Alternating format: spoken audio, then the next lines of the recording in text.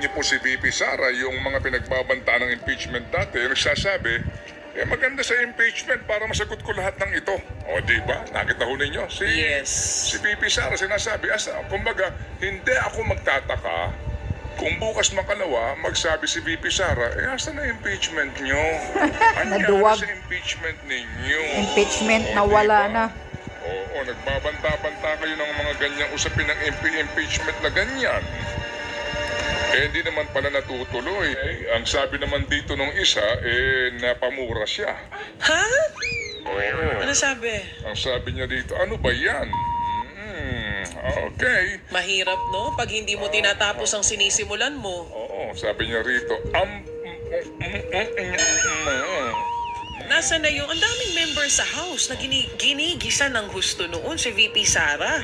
Nagpa-aircon lang kayo doon? Nagpa-libreng chibog lang kayo doon? You have to understand, Yun na nga everything is... In aid of legislation? yes, Madam Chair. Pwede nga. Ang sinasabi. Siniraan niyo lang ako. Siniraan nyo lang naman ako eh. Tapos wala naman kayong mga ano para tas- ituloy ang impeachment. Eh di parang totoo yung sinasabi ni VP Sara. Siniraan nyo nga lang siya. Kasi asa na? Asa na kayo? Oo. Asaan na kayo? Ngayon sa PhilHealth issue, ang ingay nyo, naging Saan? tagapagtanggol kayo bigla. Oo. Yung sa impeachment, nasaan kayo? Saan? Alam mo ba kung nasaan sila? Porque marami kayo dyan? Deadline na sa kanila na pag hindi pa sila nag-submit this week, will be constrained to prepare the two complaints earlier filed. Yes po. Section, nabanggit niyo po merong mga kongresista na nakiusap sa inyo na huwag na muna? Oo. At binabanggit niyo rin po kanina. Yes po. I-repair. Kasi po ba ang complication kasi niyan, baka sabihin nitong dalawang complaints na na-receive namin, no, yung kung nag-endorse nun, bakit nyo na-repair pa yan, huli na, di ba, nauna na kami. So wala nang visa para sa kanila, magkakaroon ho ng problema at sabihin nila first come first serve dapat, di ba po? So yun po yung binibigyan natin ng pansin at galang, no? Kaya hinihintay ko yung another complaint at yung pong iba naman sabi niya, i-endorse daw nila yung dalawang complaint, isa sa dalawang complaint. Kasi isa lang ho pwede endorse. So, yun sila rin po nagsasabi sa akin na huwag mo munang i-refer kasi maganda pag na-refer mo kay speaker, kompleto na with endorsement. So, kagaya po na sinabi nyo sa amin nung nakaraan, inaantay nyo pa po yung third impeachment complaint kung mayroon man? Opo, at saka yung mga endorsements po nung dalawang complaints, no? Yung iba po humingi ng kopya sa akin at sabi nila pag-aralan namin kasi pagka satisfied kami dyan sa one of the two complaints filed earlier, then we'll endorse them. In fact, nakakuha na ko na konting endorsement yung Makabayan Block kung na-report Makabayan Block. Sec Jen, hingi lang po ako ng clarification, ha? I hope you don't mind. Opo. Endorsement, hindi ho ba under the rules po ng Kamara, yung pong verified complaint, ano po, ay maaari po na itong isang ganito pong uri ng impeachment complaint, isang member lang ang pwede mag-endorse, di po ba? Ano ho yung sinasabi niyong naghihintay pa ng endorsement? Klaro na po, doon sa Akbayan, complaint, yung Akbayan party list na nag-endorse. Dito po sa Makabayan, yung tatlong Makabayan nag-endorse. Ano pong ibig sabihin po, sir? Meron pong nakikiusap na mga congressman pa kumingi silang kopya ng complaint. No? Pinag-iisipan nila kasi i-endorse nila yung one of the two complaints. No? So nakikiusap, pag-refer ko kay speaker, kasama na po yung endorsement nila. Diyos ko po, parang hinimatay kang magsalita.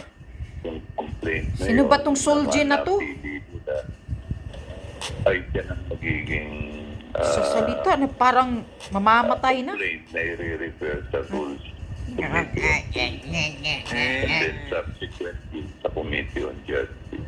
Bakit po ba, sir, hindi pa pwede hong parehong sabay na itong verified complaint na ito isubmit sa House Speaker para sabay din po na Pwede po naman. Pwede po naman. Pero yun nga, nakikiusap yung ibang House members na wag mo nang i-refer dahil hintayin silang pag-isipan kung i-endorse po nila. Maganda kasi pag-refer mo kay Speaker, more than one or more than three yung nag-endorse. In fact, kung makagather po ng 1/3, no? That's 103 House members. Wala na, automatic. I-refer na lang po ni Speaker sa Senado. Hearing na matagal.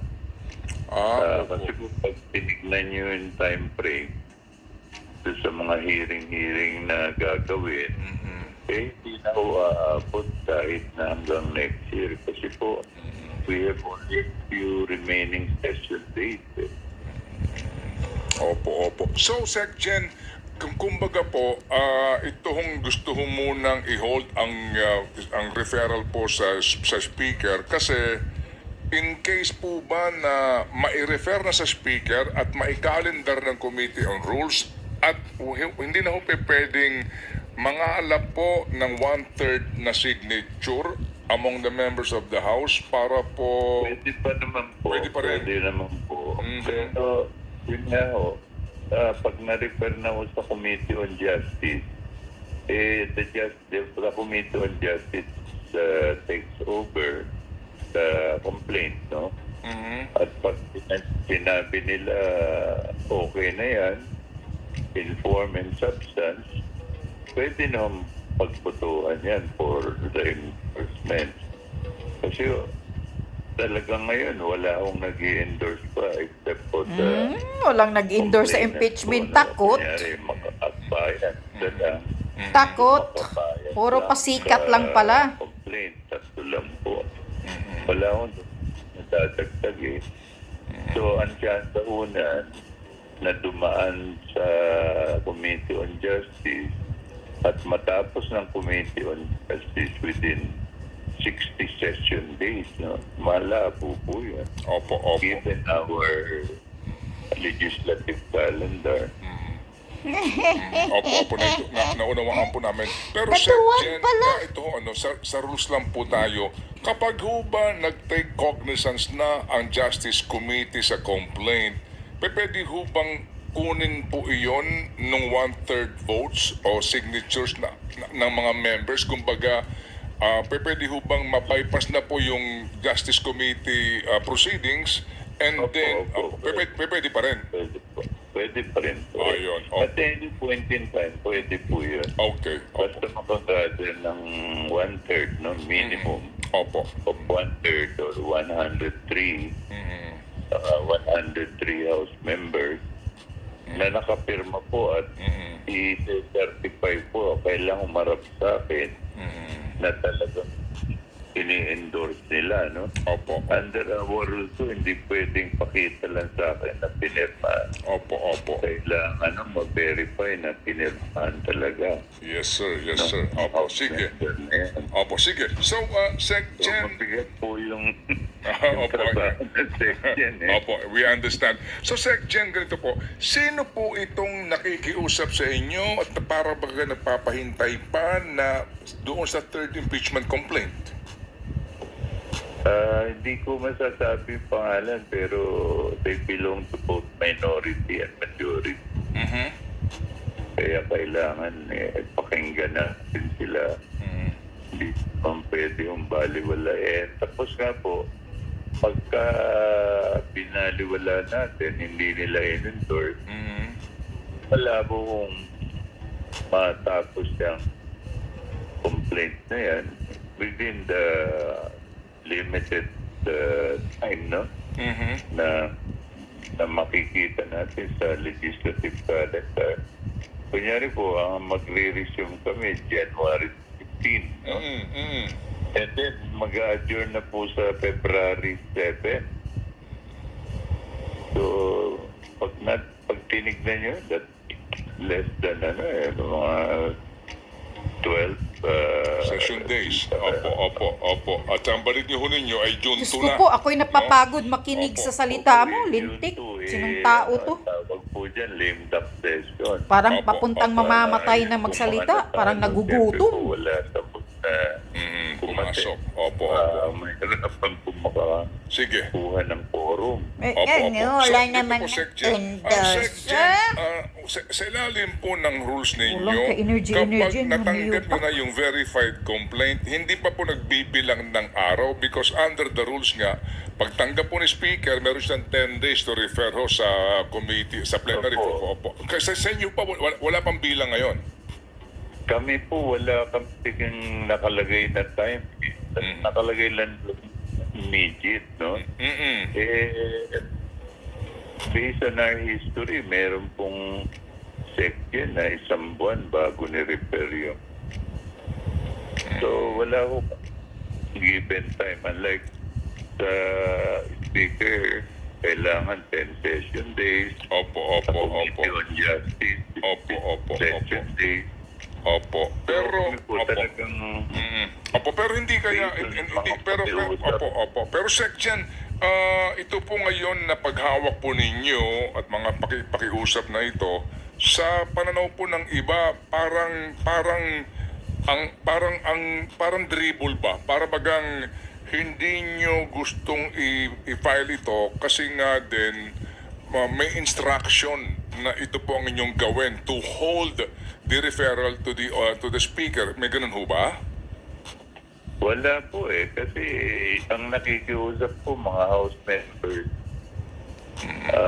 sa akin, si speaker, hindi naman po nagsasabi ng gano'n. So, yung pong pinagbibigyan natin yung mga house members at pati po yung complainants, no, yung nag-file ng complaint, nag-endorse ng complaint. Kasi nga Hello po, mga pag binig, walang welcome back sa ating bagong YouTube channel. Ito ang endorse pinakamaingay na YouTuber sa vlog ng YouTube. Then, Ako si time Kasi frame. mga nayupak na to. Ako'y nagugutom tuloy dito. Honestly, ako nagugutom dito sa... Nako, parang ako'y makukulaps nakikinig dito sa nagsasalitang kupal na to. Sino to? Tang inang boses na. Hindi naman. Wala namang nag-endorso. Ano ka, parang malalaglag yung yagbuls mo yata. Nakakagigil kang magsalita. Parang walang ka-energy nagsalita ka. Sa totoo lang, sasabihin na lang ninyo na naduduwag na kayo. Hindi nyo maituloy-tuloy ang impeachment complaint ninyo.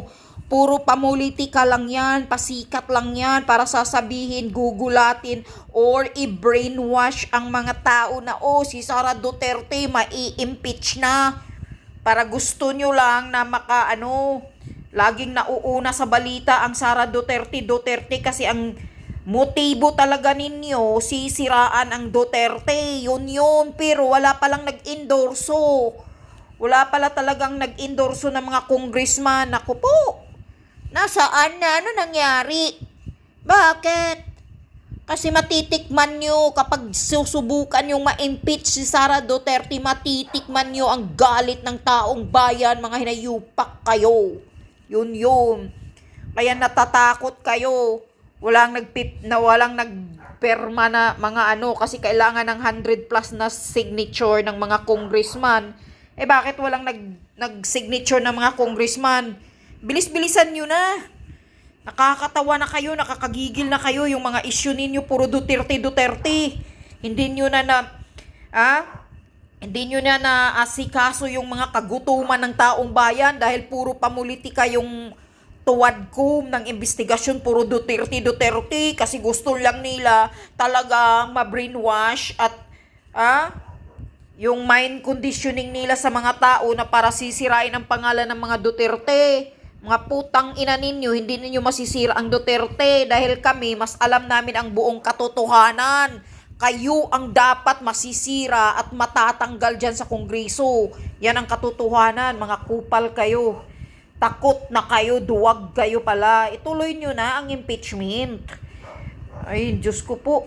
Nakikinig ako sa nagsasalita dyan, parang ako'y hinihimatay. Tang inang nagsasalita.